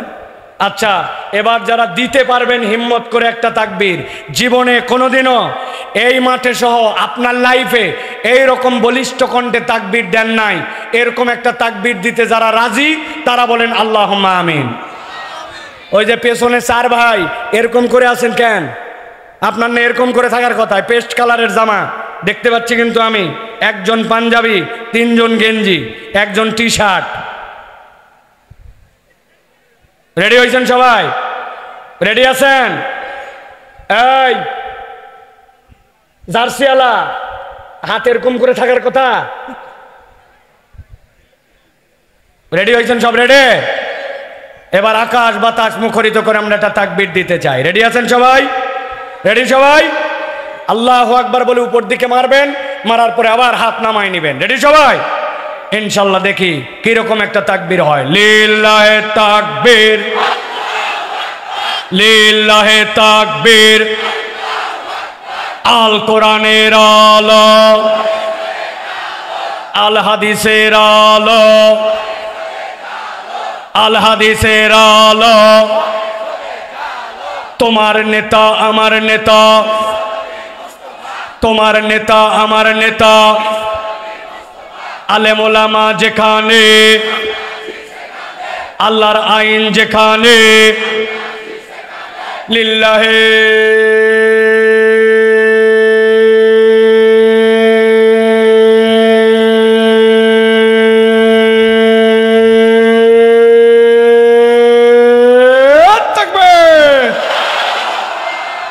আলহামদুলিল্লাহ, হাত নামান। শয়তান আছে আর এদিকে সোনা মসজিদ রাস্তার কাছাকাছি, ঠিক কিনা? কারণ আল্লাহু আকবারের স্লোগান শয়তান পছন্দ করে না। এই জন্য বাংলাদেশেও কত দল আছে, পার্টি আছে যারা আল্লাহু আকবারের স্লোগান পছন্দ করে না। আমরা দ্ব্যর্থহীন কণ্ঠে বলতে চাই, আগামীর বাংলাদেশ ইসলামের বাংলাদেশ, আগামীর বাংলাদেশ আল্লাহর আইনের বাংলাদেশ, আগামীর বাংলাদেশ টুপিওয়ালা দাড়িওয়ালার বাংলাদেশ, আগামীর বাংলাদেশ বৈষম্যহীন বাংলাদেশ, আগামীর বাংলাদেশ ইন্ডিয়ান আধিপত্যবাদের বিপক্ষে থাপ্পড় লাগানোর বাংলাদেশ। ওই বাংলাদেশ আল্লাহু আকবারের পক্ষে যারা, তাদের পক্ষে আমরা, আল্লাহু আকবারের পক্ষে যারা না, তাদের পক্ষে আমরা না, ঠিক কিনা?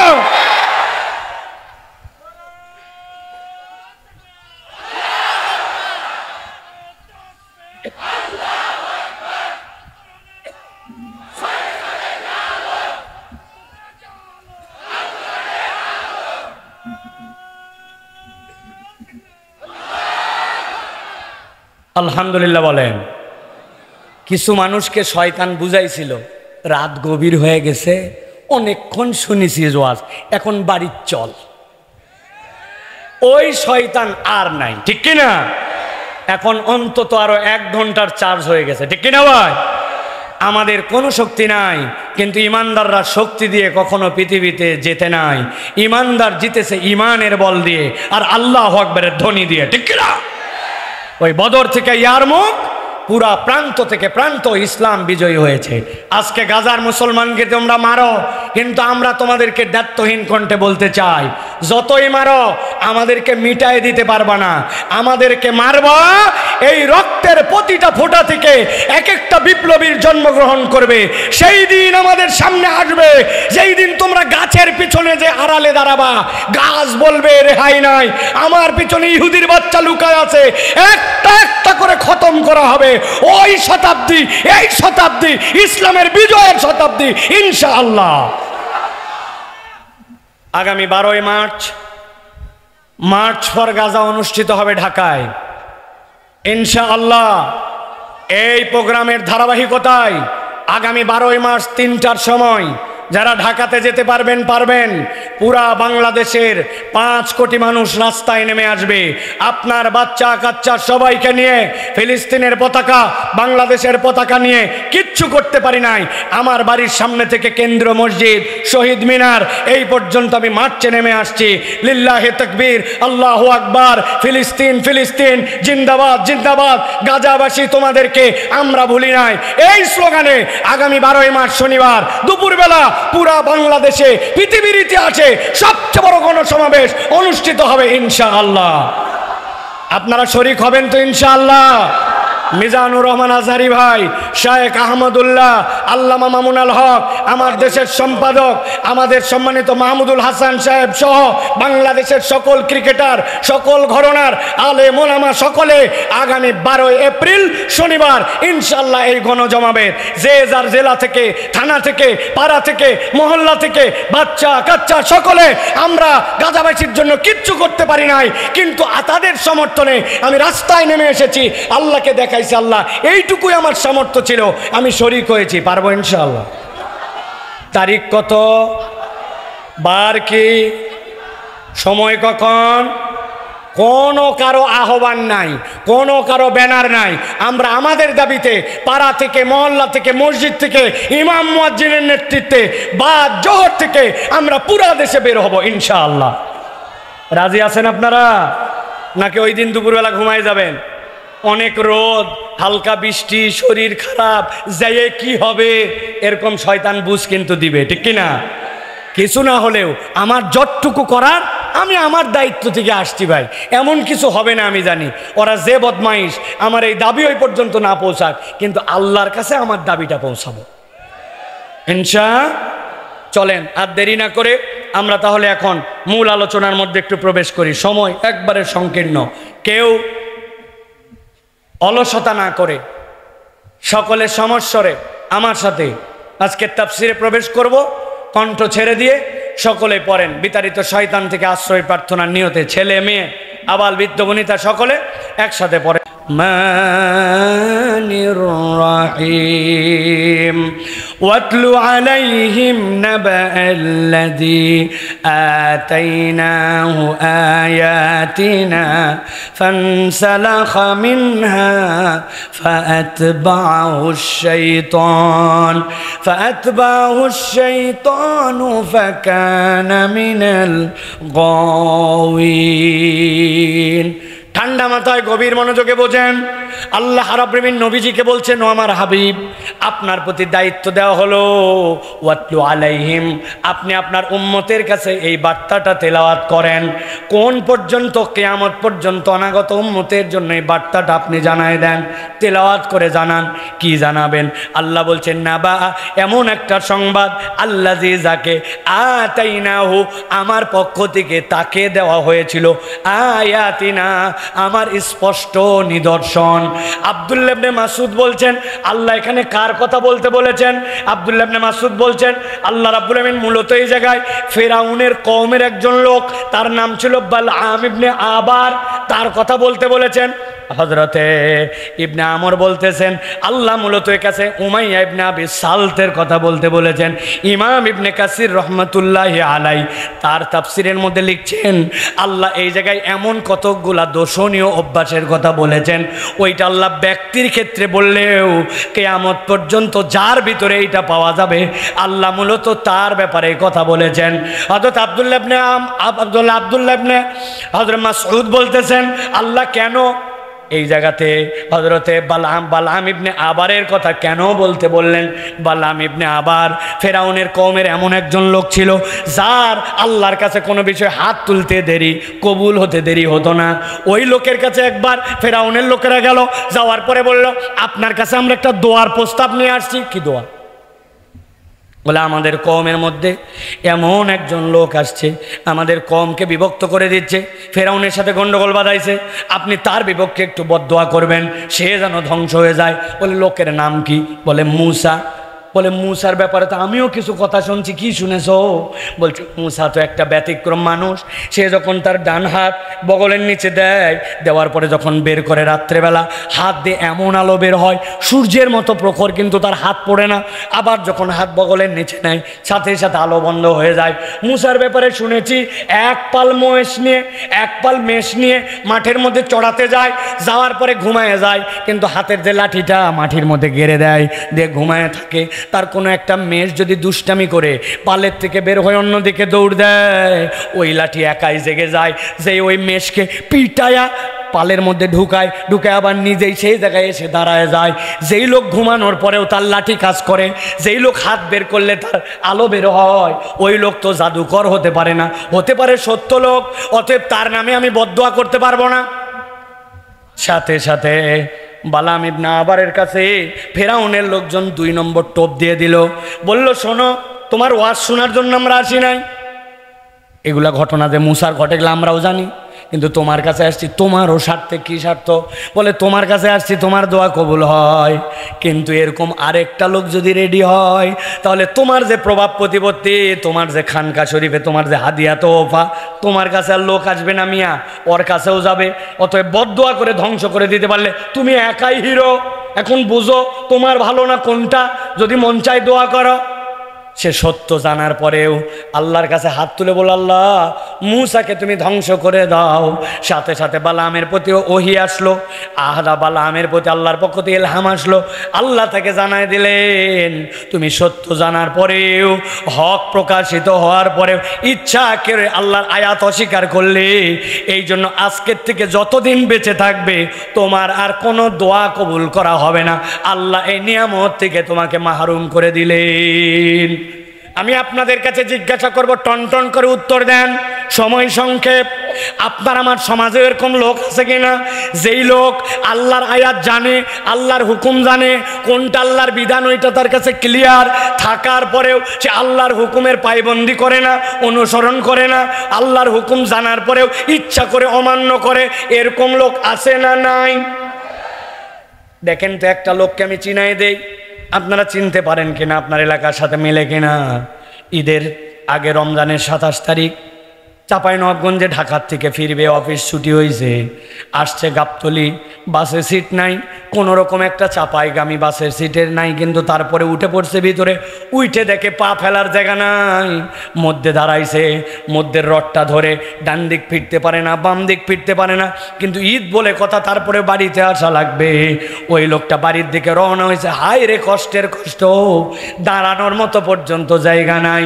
যেই না বাসটা সাভার পর্যন্ত আসছে, হঠাৎ করে তার কানে গেছে আসরের আযান সাভারের মসজিদ থেকে হচ্ছে, হাইয়া আলাস সালাহ।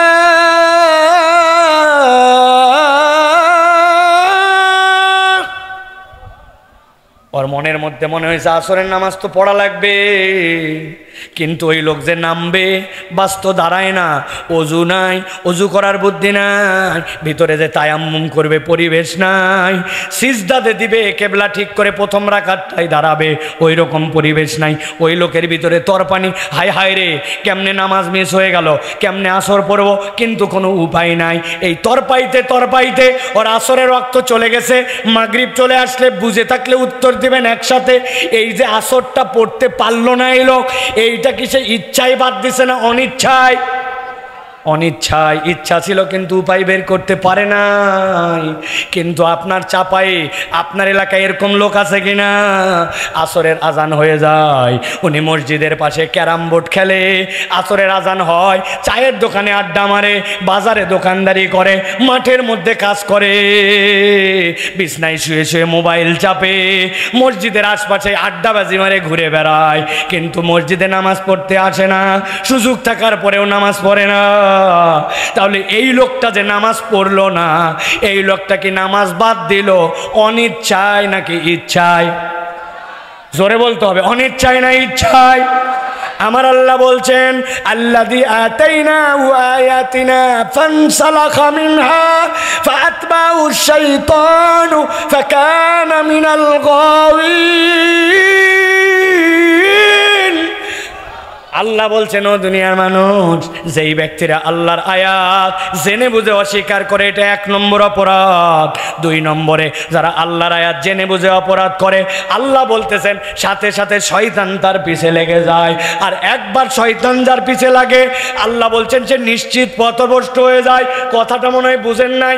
অনেক সময় আমরা বাচ্চা কাচ্চাকে বকাঝকা করে, এই বাচ্চাই শয়তানি করবি না, বাঁদরামি করবি না, খবরদার দুষ্টামি করবি না, এটা শয়তানি কাজ বলি কিনা? এটার মানে কি?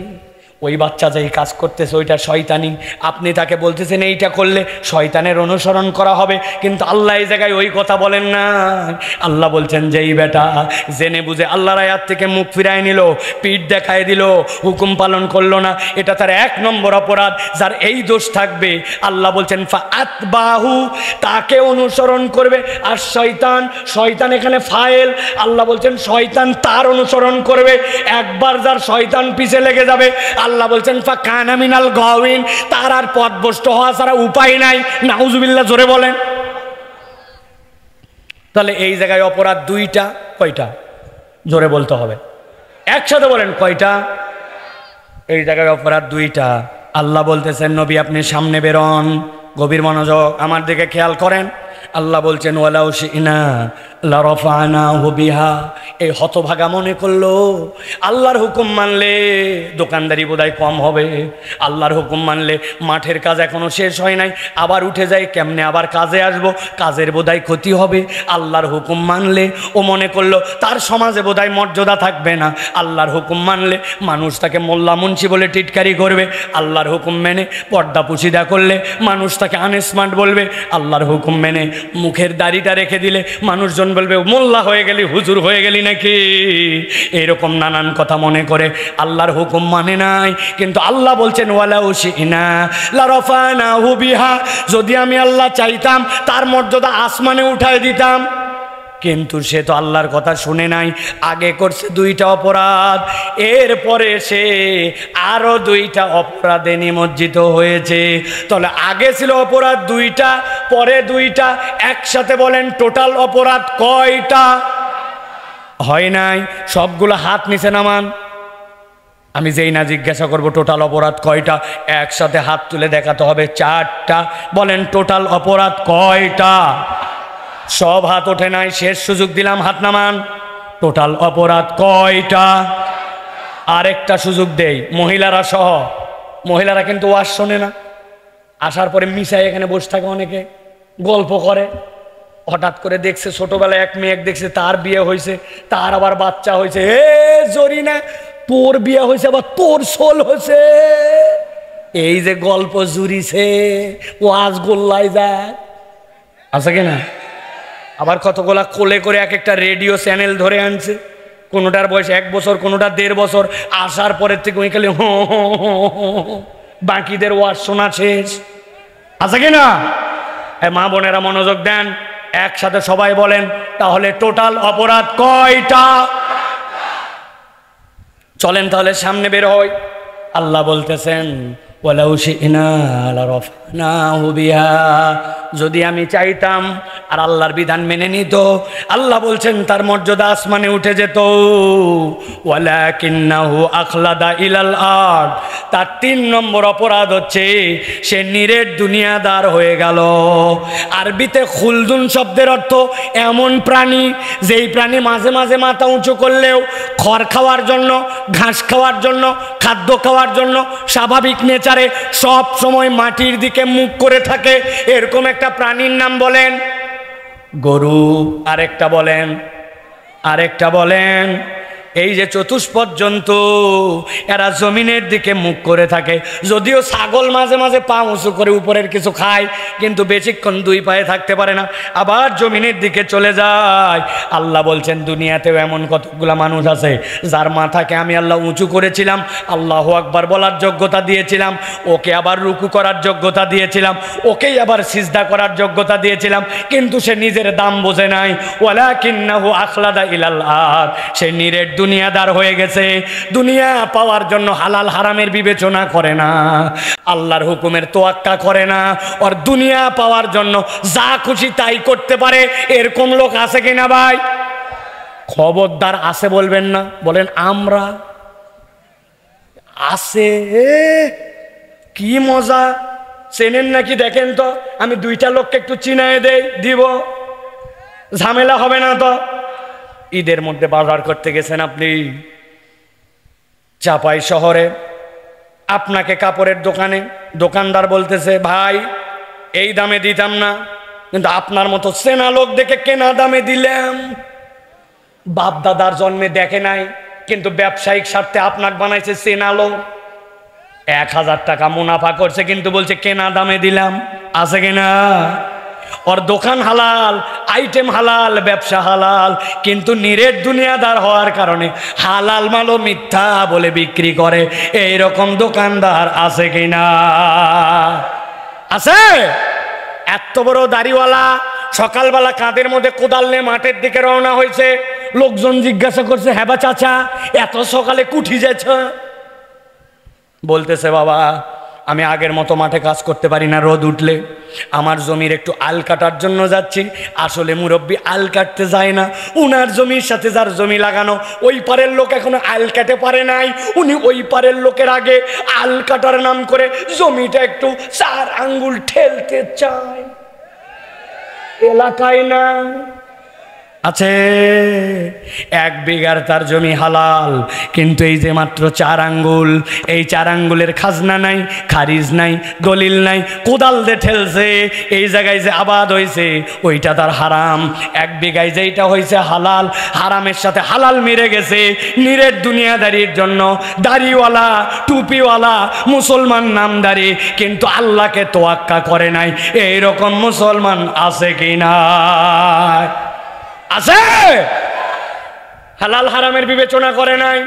এত বড় দাড়ি, কত বড় দেখান না, পেকে গেছে। বিকালবেলা একটা পান খাইছে, দাঁত খিলাল করতেছে। এক ছেলে যায় বলছে, চাচা 1000 টাকা হাওলাত দেন জি। ওই যে হাতে টাকা নাই সর। বলছে, চাচা বড় বিপদে আছি গো, বাচ্চাটার ডাক্তার দেখান লাগবে, 1000 টাকা দেন যে। বলছে, বললাম হাতে টাকা নাই, ঝামেলা করছিস। খানিকক্ষণ পরে বলছে, চাচা না বুঝে কিন্তু আপনার কাছে আসি নাই, আজকে কি বার? বুধবার, 1000 টাকা দেন, আল্লাহ যদি বাঁচিয়ে রাখে আগামী শনিবার 1250 টাকা রিটার্ন। বলছে বেকুব কোথাকার, মানুষের হাতে টাকা থাকে নাকি? ঘরে চল। ঘরে নিয়ে চলে গেছে, যাওয়ার পরে 1000 টাকা দিয়ে বলতেছে লাগলে বল আরো 1000 দেওয়া যাবে, তোর চাচি আম্মাও বসে নাই, এ কাজ করছে। 1000 টাকা দিয়ে আবার বলছে তাড়াতাড়ি কর, যা করবি। আসরের নামাজ পড়ে এসেছি, মাগরিবের নামাজ তাকবীরুল সাথে জামাতে ধরবো, ঝামেলা বাড়াস না, তাড়াতাড়ি কর। আসরের নামাজ পড়ে এসে দাদনে টাকা লাগায়া, সুদে টাকা দিয়া, এত বড় দাড়িওয়ালা নামাজি আবার মাগরিবের নামাজ পড়তে যায়। এরকম সুদখোর মুসলমান দাড়িওয়ালা আপনার এলাকায় আছে কিনা? আছে। আমার আল্লাহ বলছেন ওয়ালাকিন্নাহু আখলাদা ইলালাদ, ও পশুর মতো জমিনমুখী হয়ে গেছে, যদিও মানুষ কিন্তু পশুর থেকেও নিকৃষ্ট, হালাল হারাম বিবেচনা করে না, ওর কেবল দুনিয়া চায়। এরকম মানুষ আছে কি নাই? আবার বলে আছে। খুঁজে দেখেন আমাদের মধ্যে এই রোগ আছে, আমরা। কথা ঠিক না? এটা হলো 3 নম্বর রোগ। আল্লাহ বলছেন ও আমার হাবিব আপনি জানায় রাখেন তাদের আরেকটা রোগ আছে। 4 নম্বরে কি? ওয়াত্তাবা হাওয়া, সবচেয়ে সাংঘাতিক। আল্লাহ বলছেন ওই মানুষগুলা মন পছন্দ জিন্দেগি চালায়, ওয়াত্তাবা অনুসরণ করে, হাওয়াহু তার মন যেটা চায়। তার মানে যে একবারে আল্লাহকে মানে না তা না, আল্লাহকে মানে ওই পর্যন্ত যত দূর লাগে, আর যে পর্যন্ত লাগে না ওই পর্যন্ত আল্লাহ মানে না। পুরা রমজান মাস হেজাবি আপা, নেকাবি আপা, ঈদের দিনে 2 পিস আছে। মাহফিলে 60 বছরের মুরব্বী মহিলা আসছে, হাত মোজা, পা মোজা, নেকাব, বিরাট বড় পর্দানসীন, কিন্তু হাত ধরে নিয়ে আসছে একটা 18 বছর 19 বছর, উনার গায়ে গতরে কোনো কাপড় নাই, মশারির ড্রেস। জিজ্ঞাসা করছে চাচি তোমার তো পর্দা হালকা গো, তোমার যদি পিরিয়ড বন্ধ হয়ে যায়, মিন্স বন্ধ হয়ে যায়, তাহলে তোমার হাত মোজা না পরলেও চলে, পা মোজা না পরলেও চলে, কিন্তু যেই বেটির পর্দা করা লাগবে ওইটার গায়ে পর্দা নাই কেন? বলছে বাবা বেশি কথা বলিস না, আমি কিন্তু পর্দা ধরেছি, বিয়ের পরে আমার বেটিও ধরবেহিনী ইনশাল্লাহ। ভাই কথা বলে আছে কিনা? এখন আপনি যে বিয়ের পরে পর্দা ধরলেন আর মেয়েকে বিয়ের পরে পর্দায় নিয়ে গেলেন, এইটা কি আল্লাহর হুকুমে নাকি আপনার নিজের ইচ্ছায়? ভালো করে বলেন, নিজের ইচ্ছা? তাহলে এই যে ধান্দাবাজির ইসলাম, মন পছন্দ জিন্দেগি, আল্লাহ বলছেন এই গ্রুপটা বড় ভয়ঙ্কর। এই মুরাব্বি আই, মুখের মধ্যে আপনার দাড়ি নাই কেন? 60 বছর প্লাস বয়স। বলছে তোমার চাচি দাড়ি অত লাইক করে না, চাচি আম্মা দাড়ি লাইক করে না জন্য উনি দাড়ি রাখে না। আমার নবী একজন পয়গম্বর, একজন সাহাবী দাড়িহীন ছিল না, আর উনি দাড়ি রাখে না। উনি আবার বলতেছে আমার ভালো লাগে না, আনস্মার্ট স্মার্ট লাগে। ও যুবক ভালো করে শোনো, আল্লাহ কোরআনে বলতেছেন ওয়া ইন্নাকা লাআলা খুলুকিন আযীম। আমার হাবিবের থেকে স্মার্ট মানুষ পৃথিবীতে আল্লাহ সৃষ্টি করেন নাই। তার মুখে দাড়ি ছিল, আর তুমি দাড়ি না রেখে তোমাকে স্মার্ট বলো, দাড়িওয়ালাকে আনস্মার্ট বলো। তুমি যদি বুঝে বলো তোমার ঈমান চলে যাবে, ঠিক কি না? হিসাব করে কথা বলো, রাখতে পারো না এটা তোমার ব্যর্থতা, কিন্তু দাড়ি রাখলে আনস্মার্ট লাগে। যে রাখে তার ব্যাপারে তোমার মনের মধ্যে কষ্ট লাগে। তুমি তাহলে ওয়াত্তাবা হাওয়া, মন পছন্দ জীবন চালাও, আল্লাহ পছন্দ নয়, ঠিক কি না? ঢাকা বিশ্ববিদ্যালয়ের এক লোক নাকি তার ছাত্রর একটা দাড়ি ছিল, ফুকু ফুকু দাড়ি। ওকে বলছে তোকে দেখলে তো ছাগল ছাগল লাগে। আপনি বলছেন নাউজুবিল্লাহ। ওই ছেলে বড় স্মার্ট, ও বলছে you are absolutely right sir. বলছে কি রে, তোকে আমি চেতানোর জন্য বললাম, তোর দাড়ি ফুকলা, দেখতে তোকে ছাগল ছাগল লাগে। বলছে আপনি কি ভুল বলেছেন, আমার যা দাড়ি তাই তো আপনি বলছেন আমাকে। কিন্তু স্যার আপনার সাথে আমার একটা কথা আছে, যদি সাহস দেন তো বলবো। বলছে বল। বলছে আমার দাড়ি এরকম, অনেক ছাগলের এরকম আছে, এই জন্য আমাকে দেখতে ছাগল ছাগল লাগে, কিন্তু আপনার মুখের দিকে আমি যতবার তাকাই ততবার আপনাকে কুত্তা কুত্তা লাগে। কুত্তার মুখে দাঁড়িয়ে আছে তো যা নাই তাই বলছি। আরো নিচে নামবো, নামি আর একটু নামি। মায়ের সাথে বাপ শুয়ে আছে এক পাশে, ছেলে মা বাপ শুয়ে আছে, মধ্যে ছোট বাচ্চা দুধের শিশু। রাত্রেবেলা ওর ঘুম ভেঙে গেছে, ঘুম ভেঙে ওই বাপের বুকের মধ্যে মুখ লাগাচ্ছে। খানিকক্ষণ পরে আমি না আমি না, ওইদিকে তোর মা। কি জন্য বাচ্চা কেমনে বুঝলো? ও হাতায় দেখছো মায়ের মুখোজা বাপের মুখোতা। আরো নাম্বার, আপনার লজ্জা করে না? আল্লাহ একটা নারীকে সব দিল, কিন্তু কোন নারী যদি আল্লাহর কাছে দোয়া করে, আল্লাহ আমার দাড়ি দাও, নারীর আল্লাহ দাড়ি দেয় নাই। পুরুষের সৌন্দর্য আল্লাহ দাড়ি দিছে, আর আপনি নারী হওয়ার চেষ্টা করেন। আমি আপনাকে অনুরোধ করতেছি, দাড়ি না রাখেন, মোষ রাখেন, যা গুনাহ হয় আমার হোক, তাও আপনি অভ্যাস করেন। প্রিয় ভাইয়েরা, ওয়াত্তাবা হাওয়া, আল্লাহ বলছেন মন পছন্দ জিন্দেগি চালায় না। আপনার আমার জীবন হিসাব করে দেখেন, আল্লাহর নির্দেশ যতটুকু মানি তার থেকে বেশি আবার মন পছন্দ জিন্দেগি চালায়, ঠিক না? একটা উদাহরণ দিব আপনাদেরকে, যদি ঝামেলা না হয়। কিন্তু শর্ত হচ্ছে, এই দলে যারা আছেন তাদেরকে হাত তুলতে হবে সাহসের সাথে। পারবেন তো ইনশাআল্লাহ? আমাদের ঢাকায় কতগুলা ভিআইপি মুসলমান আছে, এদের দুই কাঁধে দুই ফেরেশতা আছে, বিশ্বাস করেন তো? করেন তো? ওরা ডান কাঁধের ফেরেশতাকে বিশাল রিল্যাক্স দিছে, ওর কোনো কাজই নাই, খালি শুক্রবার দিন সোয়া 1টার সময় মোবাইল ঠেলতে ঠেলতে মসজিদের সামনে আসে, পকেটের মধ্যে থাকে টুপি, বাইর করে মাথায় টুপি দিয়া যেই না মুয়াজ্জিন কদ কামাতিস সালাহ কদ কামাতিস সালাহ, উনি তখন শিশুর কাটে দৌড় দেয়, এক জুতা বাহিরে আরেকটা মসজিদের বারান্দায়। ভিআইপি মুসল্লি ফেরেশতা তখন উঠে বলতেছে, জনাব খলিলুর রহমান, রাসেল মিয়া, সোহেল সরকার, উনি 2 রাকাত জুম্মার নামাজ পড়েছেন। লেখেই আবার ডানের ফেরেশতা কাট, 1 সপ্তাহ কাম নাই।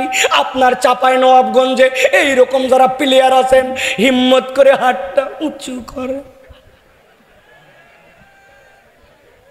কই তার মানে বোঝা গেল এখানে সব মুসল্লি আল্লাহর দয়ায় 5 ওয়াক্ত নামাজ জামাতের সাথে পড়ে। হাত তুললেন না যে? ভাইরা ভালো করে বোঝেন, ভালো করে বোঝেন।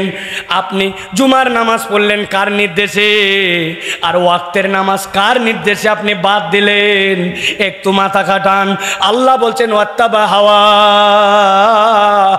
ও আমার হাবিব, আপনি কিয়ামত পর্যন্ত মানুষের কাছে জানায় রাখেন, এই দলটা হচ্ছে তাদের মন পছন্দ জিন্দেগি চালায়, আল্লাহকেও মানে ওই পর্যন্ত যতদূর তার লাগে, আর নিজের পছন্দ মতো জিন্দেগি চালায়, যেখানে তার আর আল্লাহ মানার প্রয়োজন বোধ করে না, ঠিক না? মরার পরে কাফন পরবে, কিন্তু মরার আগে মিথ্যা কথা বলবে, মরার আগে গালিগালাজ করবে, মানুষের গীবত গিল্লা করবে, স্ত্রীর সাথে খারাপ ব্যবহার করবে, মানুষকে মূল্যায়ন করবে না, বসলেই গীবত করে। এরকম লোক আমাদের সমাজে আছে কিনা? তা আপনি কোথায় নামাজ পড়লেন আর কোথায় গীবত করলেন? 3 জন বসেছে চায়ের স্টলে। আমি তো বলি এইটা হচ্ছে বাংলাদেশের ভণ্ডামির সংসদ ভবন। ডান পাশে বসছে এক মুরব্বী, বামে একজন, চায়ের অর্ডার দিছে, চা খাওয়া চলতেছে। ডানের মুরব্বী বলছে, জানিস না আমাদের ইমাম সাহেব যে কেইসা খারাপের খারাপ, এই রোগটা তার আছে, এই সমস্যা তার আছে। বামের জন বলছে, তুই তো সব জানিসই না, নতুন আরেকটা বিষয় জানছি। 2 জন ইমাম সাহেব অমুক সাহেব তমুক সাহেবের বিপক্ষে বলতেছে। মধ্যের লোক কথা বলে না, কেননা ডানেরটা সভাপতি, বামেরটা সেক্রেটারি, মধ্যেরটা ক্যাশিয়ার, গীবত কমিটির ক্যাশিয়ার উনি, কারণ ওই দিন চায়ের বিল উনি দিবে। অনেকক্ষণ পর মধ্যের লোক বলছে, শোন শোন থাম, তোরা যেগুলো কথা বলছিস সেগুলো কথা বলা উচিত না, তবে না বলেও পারি না, আল্লাহ মাফ করুক, কথা ঠিক। কথা বুঝেন নাই মনে হয়? কি বলছে? তোরা যেগুলা কথা বলতেছিস কথা বলা ঠিক না, তবে না বলেও পারি না, আল্লাহ মাফ করুক, কথা ঠিক। ওরে বদমাইশ, এই গীবতকে আবার সুন্নত তরিকায় নিয়ে আইছে, নাউজুবিল্লাহ। এরকম আমরা অনেক মুসলমান পর্যন্ত গীবত করি। আল্লাহ বলছেন ওয়াত্তাবা হাওয়া, তোমার 4 নম্বর অপরাধ, তুমি তোমার মন পছন্দ জীবন চালাও।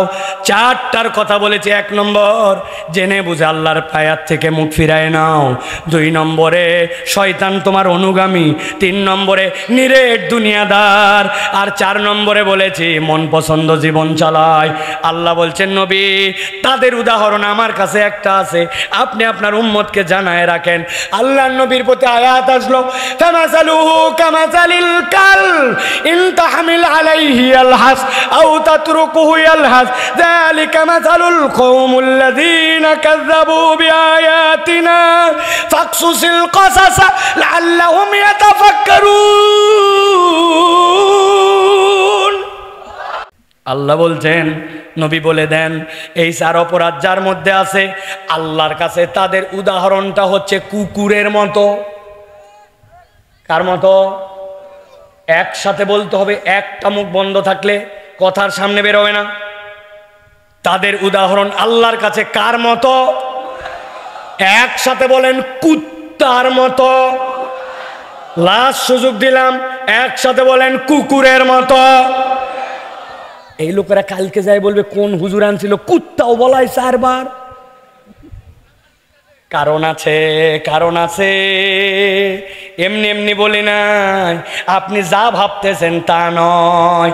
আপনি ভাবছেন এই 4টা বদ অভ্যাস থাকার কারণে আল্লাহ এমন একটা প্রাণীর সাথে উদাহরণ দিল, ওই প্রাণীটা নাপাক, ওই প্রাণীটা বাজে, আল্লাহর খারাপ সৃষ্টি, নাপাক সৃষ্টি, এই জন্য বোধহয় আল্লাহ বলেছেন না না না।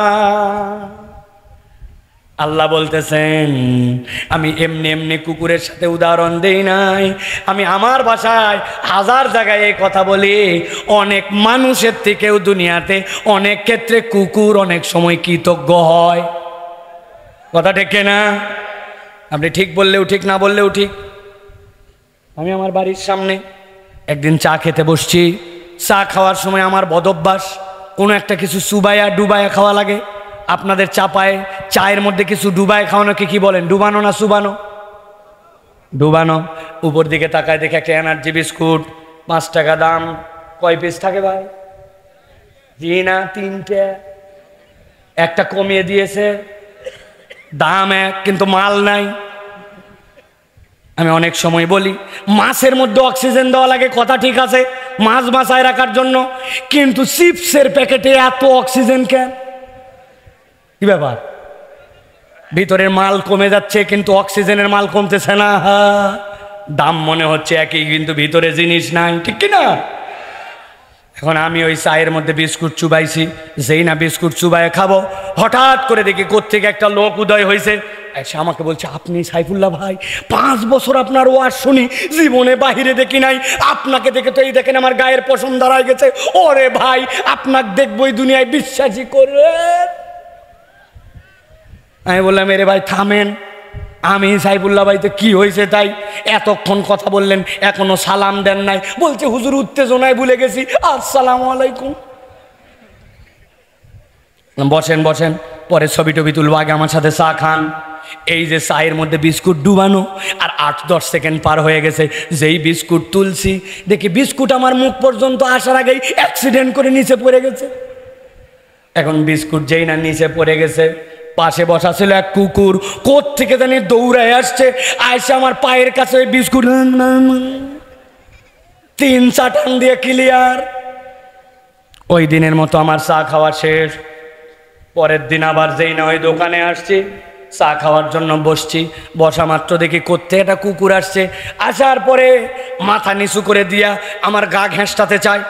দোকানদারকে বললাম, কুত্তা সরান, তাড়াতাড়ি সরান, নামাজ পড়তে যাবো, কুত্তার গায়ে নাপাক আছে কি না আছে, ভেজা কি না ভেজা বোঝা যাচ্ছে না, গায়ে লাগলে নাপাক হবে, সরান। বলছে হুজুর টেনশন নিয়েন না, এই কুকুর আপনাকে ডিস্টার্ব করতে আসে নাই। গতকালকে আপনি ওরে যে বিস্কুট খাওয়াইছিলেন, ওই বিস্কুট খাওয়ানোর কৃতজ্ঞতায় তাকায় দেখেন লেজ নামানো, মাথা নিচু, আপনাকে নড়ে চড়ে ওই কৃতজ্ঞতা বোধ দেওয়ার জন্য আপনার কাছে আসছে। আমি চাপায়ের মুসলমানকে জিজ্ঞাসা করব, একবারে পেছন থেকে সামনে উত্তর দিবেন, যেই কুকুর আজকে মাথা নিচু করে আমার কাছে কৃতজ্ঞতা জানাই, গতকালকে ওই কুকুরকে কি আমি বিস্কুট খাওয়াইছিলাম নাকি বিস্কুট পড়ে গেছিল? ওই কুকুরকে বিস্কুট খাওয়াইছিলাম নাকি বিস্কুট অ্যাক্সিডেন্ট করছিল? তাহলে পড়ে যাওয়া বিস্কুট চেটে খেয়ে 24 ঘন্টা পরে কুকুর কৃতজ্ঞতা জানায়, কিন্তু আপনি এরকম মানুষ খুঁজে পাবেন দিছেন তার প্রয়োজনে, এখন আপনার প্রয়োজন টাকা ব্যাক করে না, তার প্রয়োজনে আগায় গেছিলেন, এখন আপনার প্রয়োজন আপনাকে চিনতে পারে না, তার বিপদের সময় আপনি আপনার বন্ধুত্ব নিয়ে ঝাঁপায় পড়ছিলেন, এখন আপনার প্রয়োজন আপনাকে তো ফেরত দেয় না, উল্টা সুযোগ পাইলে উপকার না করে বাঁশ দেওয়ার জন্য রেডি। আল্লাহ বললেন ফামাসালুহু কামাসালিল কালব, ওই মানুষ যাদের 4টা অপরাধ আছে তাদের উদাহরণ আল্লাহর কাছে কুকুরের মতো। আল্লাহ অকৃতজ্ঞতার জন্য বলেন নাই কুকুরকে, আল্লাহ বলতেছেন ইন তাহমিল আলাইহি আলহাস আও তাতরুকুহু আলহাস যালিকা মাসালুল কওমিল্লাযিনা কাযযাবু বিআয়াতিনা। শান্তি নাই, অস্থিরতা ফুরায় না। এক ব্যক্তি বাংলাদেশের 57,000 কোটি টাকা বিদেশে পাচার করছে, এক জীবনে 5 কোটি টাকা খরচ মানুষ করতে পারবে না, কিন্তু 57,000 টাকা করার পরেও মন ভরে নাই। কথা ঠিক না? ও যুবক, তুমি হয়তো ভাবতে পারো হুজুর আধুনিক দুনিয়া একটু হয়, দুনিয়ার জীবন এরকম অস্থির অস্থির হয়, কিন্তু দুনিয়ার জীবন একমাত্র তোমার আমার জীবন নয়। একদিন মৃত্যু নামক খাটলি এসে তোমার সামনে দাঁড়ায় যাবে, যানবাহন তোমার ওই দিন খাটলি হয়ে যাবে, গায়ের জামা কাপড় যদি ভালোই ভালোই ভালো না হলে কাঁচি দিয়ে কেটে কেটে সব ছিঁড়ে ফেলে দিবে, বোর পাতায় পানি গরম, কবরস্থানের দিকে নিয়ে চলে যাবে জানাজা পড়ায়া। কবরে যখন নামবো আমি তখন ভীষণ একা, দুনিয়ার বাড়ি গাড়ি টাকা পয়সা অর্থবিত্ত প্রভাব প্রতিপত্তি কিচ্ছুই কাজ দিবে না। দুনিয়ার জীবন নয় কলে কৌশলে পার করলাম, কিন্তু কবরের জীবন, মিজানের জীবন, হাসরের জীবন যদি আল্লাহর ঘোষণা অনুযায়ী কুকুরের মতো হয়, বাঁচার কোনো উপায় থাকবে? সিদ্ধান্ত দেন তাহলে, আমরা কি কুকুরের জীবন চাই না মানুষ? আল্লাহকে দেখান, কুকুর না মানুষ? কুকুর না মানুষ? হাত নামান। আল্লাহ বলছেন ফাকসুসিল কসাসা লাআল্লাহুম ইয়াতাফাক্কারুন। ও আমার হাবিব, কিয়ামত পর্যন্ত উম্মতের কাছে জানায় দেন ফাকসুসিল কসাস, এই গল্পটা আপনি করে দেন লাআল্লাহুম ইয়াতাফাক্কারুন, আশা করা যায় ওই মানুষগুলা চিন্তা ভাবনা করবে। আজকের এই ময়দান থেকে ওয়াজ যত বছর আগের হোক সব হিসাব বাদ দিলাম, আজকে সিদ্ধান্ত নেন চিন্তাহীন জীবন আর চালাবো না। যদি চিন্তা ভাবনা করে অতীতকে পরিবর্তন করে ইসলামের দিকে আসি, আজকের মাহফিল সাকসেস, জীবন সাকসেস, জীবনটা মানুষের। আর চিন্তা না করলে আপনি বললেও কুত্তার জীবন, না বললেও কুত্তার মতো জীবন, ঠিক না? তাহলে সিদ্ধান্ত নেন যে আমরা আমাদের জীবন পরিবর্তন করব। রাজি আছেন তো সবাই? রাজি আছেন ইনশাআল্লাহ? তাহলে আমরা যারা রাজি আছি তাদের কাছে শুনতে চাই, এই রাজি থাকাকে নামাজ ধরে না নামাজ বাদ দিয়া? নামাজ পড়ে না নামাজ বাদ দিয়া? মিথ্যা বলে না মিথ্যা ছেড়ে? গালিগালাজ মুখে রেখে না বাদ দিয়া? হারাম দেখে না হারাম বাদ দিয়া? মোবাইলের গান বাজনা এগুলো ডিলিট করে না রেখে? কথা বলেন। বাপ মায়ের সাথে বেয়াদবি করে না বেয়াদবিহীন হয়ে? আদব বলা হয়। রাজি আছেন সবাই? ডান হাতটা খালি উঁচু করবেন, বাম হাত না, ডান হাত তুলছেন সবাই? সবাই তুলছেন? টান করে আল্লাহকে দেখান, আল্লাহ আমরা চিন্তাশীল মুসলমান হতে চাই, আজকের ওয়াজ অনুযায়ী জীবন পরিবর্তন করতে চাই। বলেন আল্লাহুম্মা আমিন। জোরে বলেন, একজনও বাদ দিয়ে না, বলেন আল্লাহুম্মা আমিন। আল্লাহ আমাদেরকে কবুল করবেন, আল্লাহুম্মা আমিন। আমি দেখেছি আলোচনার শুরুতেই আমার কোনো পরামর্শ ছাড়াই একদল লোক ভিতরে ব্যাগ নিয়ে চলে গেছে আপনাদের কাছে, কিন্তু সকলের কাছে পৌঁছাতে পারে নাই। আমি আজকের মাহফিলে আমাদের ভাইদের জন্য 60 সেকেন্ড আপনাদের কাছে চেয়ে নিলাম। এতক্ষণ বসেছিলেন, একজনও উঠতে পারবেন না। গুনে গুনে 60 সেকেন্ড যে কোনো একজন কাউন্টডাউন করবেন, বলা মাত্র 1 2 করে। আপনার একটু পকেটে হাত দিবেন, আগে যা দিছেন 10 20 50 30 150, এখন 10 টাকা হোক আর 5 টাকা হোক, সবাই আমরা শরিক হব ইনশাল্লাহ। পারবো না ভাই? অভাব হয়ে যাবে আমাদের 10 টাকা দিলে, 2 বার 10 টাকা দিলে অভাব হবে? যার কাছে নাই অপর ভাইয়ের কাছে বলে নেন যে দে তো ভাই 10টা টাকা আমার পক্ষ থেকে, আল্লাহ বাঁচালে তোকে দিয়ে দিব, কিন্তু আমরা শরিক হয়ে যেতে চাই। আমার কাউন্টডাউন এখন থেকে শুরু হবে, একসাথে সবাই টাকাটা বের করেন। চেয়ারে যারা বসে আছেন একটু বেশি করে বের করবেন, 100-200 করে বের করবেন আপনাদের কাছে। ভয় দেখাইছি 2000 নেওয়া হবে না, কিন্তু একটু হলেও শরিক হন। অন্তত চেয়ার ভাড়া আছে, 100টা চেয়ার একদিনের জন্য নিলে 1400 টাকা লাগে, আমি ডেকোরেটারের হিসাব জানি। অতএব আপনার একটু শরিক হন। ইউটিউবার মাইকালা কেউ বাদ থাকবেন, তাড়াতাড়ি যাও, সকলের শরিক হও। আল্লাহ সকলকে বারাকা দান করুক। আল্লাহ আজকে আপনাদের আশা বসাকে কবুল করুক। আমি কিন্তু 2 দিনের ওয়াজ করছি, একদিন শেষ করতে চাইছি, করি নাই, পরের দিন পর্যন্ত গেছি। তাহলে 2 দিনের বিল হবে কিনা ভাই? আপনারা একটু আমার পক্ষে থাকেন। আল্লাহ আমাদের আশা বসাকে কবুল করবেন, আল্লাহুম্মা আমিন। আজকের অনন্য আয়োজনকে আল্লাহ কবুল করবেন, আল্লাহুম্মা আমিন। আমরা মাসনুন তরিকায় দোয়া করে ইনশাল্লাহ উঠে যাব। আমি বলবো, আপনারা সকলে আমার সাথে আমিন বলবেন, একটা মুখ বন্ধ রাখবেন না। সাথে সাথে টাকা বের করে ফেলেন। দাঁড়ায় আছেন ভাই, আপনারা হাতে নিছেন টাকা ভাই? ওরা যদি নাও আসে আপনারা একটু কালেকশন করে নেন, কয়েক ভাই মিলে দিয়ে দেন। সকলে আমার সাথে দোয়া করেন, আল্লাহ আজকের আয়োজনকে কবুল করে নেন। আল্লাহ আজকে আমাদের আশা বসাকে কবুল করেন। আল্লাহ আজকে যারা দান খয়রাত করেছে তাদেরকে বহুগুণে বাড়ায় দেন। আল্লাহ প্রতিষ্ঠানকে কবুল করে নেন। কিয়ামত পর্যন্ত এই মাহফিলকে আঞ্জাম দেওয়ার ব্যবস্থা করেন। দিন প্রচারের যে সকল মিডিয়া আসছে আল্লাহ তাদেরকে কবুল করে নেন। যে সকল বেকাররা চাকরি খুঁজে আল্লাহ চাকরির ব্যবস্থা করে দাও। যারা বিবাহ করতে চায় তাদের বিবাহ উপযুক্ত পাত্র পাত্রীর ব্যবস্থা করে দাও। আল্লাহ তরুণ যুবকদের কর্মসংস্থানের ব্যবস্থা করে দাও। আমার তালেব ইলম যারা আসছে আল্লাহদের ব্রেনকে বাড়ায় দাও, আল্লাহদেরকে হাফেজে কোরআন বানায় দাও। আল্লাহ আমাদের আঞ্জামকে কবুল করে নাও, আমাদের মৃতদেরকে তুমি মাফ করে দাও। বলেন আল্লাহুম্মা আমিন। এখন আমার সাথে পড়েন, সুবহানাকাল্লাহুম্মা ওয়া বিহামদিকা আশহাদু আল্লা ইলাহা ইল্লা আনতা আস্তাগফিরুকা ওয়া আতুবু ইলাইক। আমি এখন সালাম দিব, সকলে উত্তর দিবেন আসসালামু আলাইকুম। এবার আপনারা সবাই আমাকে সালাম দেন। ওয়া আলাইকুমুস সালাম ওয়া রাহমাতুল্লাহি ওয়া বারাকাতুহু ওয়া মা আলাইনা ইল্লাল বালাগ। আজকের মতো মাহফিল এখানেই সমাপ্ত।